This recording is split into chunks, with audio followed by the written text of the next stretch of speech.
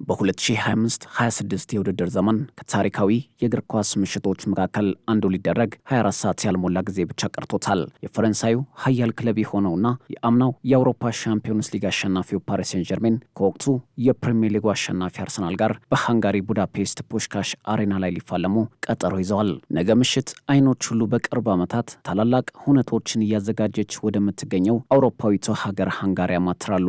ይህ ጨዋታ ተመሳሳይ ፍልስፍና በሚከተሉ ነገር ግን የተለያየ የጨዋታ አቀራረብ ይዘው ሜዳ ላይ በሚገኙ አሰልጣኞች ሉዊስ ኤንሪኬና ሚኬል አርቴታ መካከል የሚደረግ የታክቲክ ጦርነት ይሆናል ተብሎ በብዙዎች ዘንድ በጉጉት እየተጠበቀ ይገኛል። በዘንድሮው የውድድር ዓመት በአውሮፓ ሻምፒዮንስ ሊግ የውድድር መድረክ 44 ጎሎችን ያስቆጠረውና በአንድ የውድድር ዘመን በውድድሩ ብዙ ጎሎችን በማስቆጠር ክብረ ወሰን ለመስበር የተቃረበው የሉዊስ ኤንሪኬ ቡድን አንድም ጨዋታ ሳይሸነፍ በፍጻሜው የተገኘውና ካለፉት 14 የሻምፒዮንስ ሊግ ጨዋታዎች በዘጠኙ መረቡን ያላስደፈረው የሚኬል አርቴታው ስብስብ ጋር የሚያደርጉት ትንቅንቅ በማጥቃትና በመከላከል ያለው ጥራት ይበልጥ ሊታይበት እንደሚችል ይጠበቃል። ይህ ጨዋታ ለሁለቱም ክለቦች የአዲስ ምዕራፍ መክፈቻ የመሆን አቅም ያለው ትልቅ ፍልሚያ ተደርጎ ይወሰዳል። እምነት በተጣለባቸውና የገዘፈ ስም በሌላቸው ከዋክብቶች ታጅበው ከታክቲሽያኑ ስፔናዊ አሰልጣኝ ሉዊስ ኤንሪኬ ጋር በታሪካቸው ለመጀመሪያ ጊዜ ባሳለፍነው የውድድር ዓመት የአውሮፓ ታላቁን ዋንጫ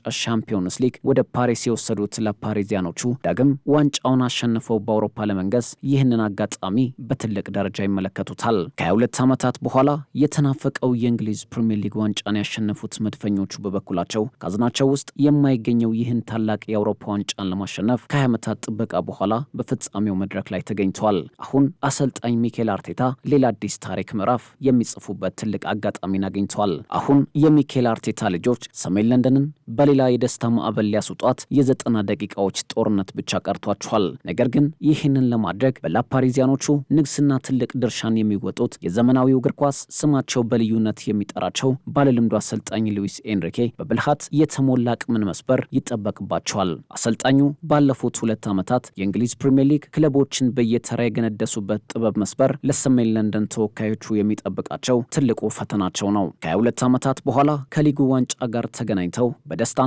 ልዩ ስሜት ውስጥ የሚገኙት መድፈኞቹ ከትውልድ ትውልድ የሚተላለፍ ታላቁን ክብር ለመጎናጸፍ ይህ ፍልሚያ ከምንም በላይ አጥብቀው ይፈልጉታል። በተጨማሪም የሊጉን ዋንጫ ማሸነፋቸው ደግሞ በከፍተኛ ጫና ሜዳ ውስጥ እንዳይገቡ ሊረዳቸው እንደሚችል ይታመናል። ነገር ግን የፈረንሳዩ ሀብታም ክለብ ፓሪስ ሴን ጀርሜን የአውሮፓ ንግስናውን ለማስቀጠል በበርካታ ዓመታት ውስጥ አንድ የሚገኘውን እድል ለመጠቀም ሁሉንም መንገዶች እንደሚሞክር ይጠበቃል። እንደ ዴምቤሌ፣ ክቫራትስኬሊያ እንዲሁም ዴዚሬ ዱዌ በመሳሰሉ የአንድ ለአንድ ግንኙነቶች ላይ አስደናቂ ብቃትን የተላበሱ ከዋክብቶችን የያዙት ላፓሪዚያኖቹ በፍጻሜው ጨዋታ ልዩነት ለመፍጠር የሚጠቀሙበት ልዩ መሳሪያቸው ቢሆንም በቪቲኒያና ጆአው ኔቬስ የሚመራው የመሃል ሜዳው ጥምረት ትልቁ መተማመኛቸው ተደርጎ ይወሰዳል። የፈጣን መልሶ ማጥቃት ጨዋታቸው ደግሞ ሌላኛው ትልቁ ስጋት ሲሆን ይህ ደግሞ የመድፈኞቹን ተጫዋቾች ለደቂቃ እንዳይዘናጉ ያስገድዳል። በዴክላን ራይስ የሚመራው የአማካይ ክፍላቸው ጠንካራና የተሟላ የተከላካይ ክፍል የያዙት መድፈኞቹ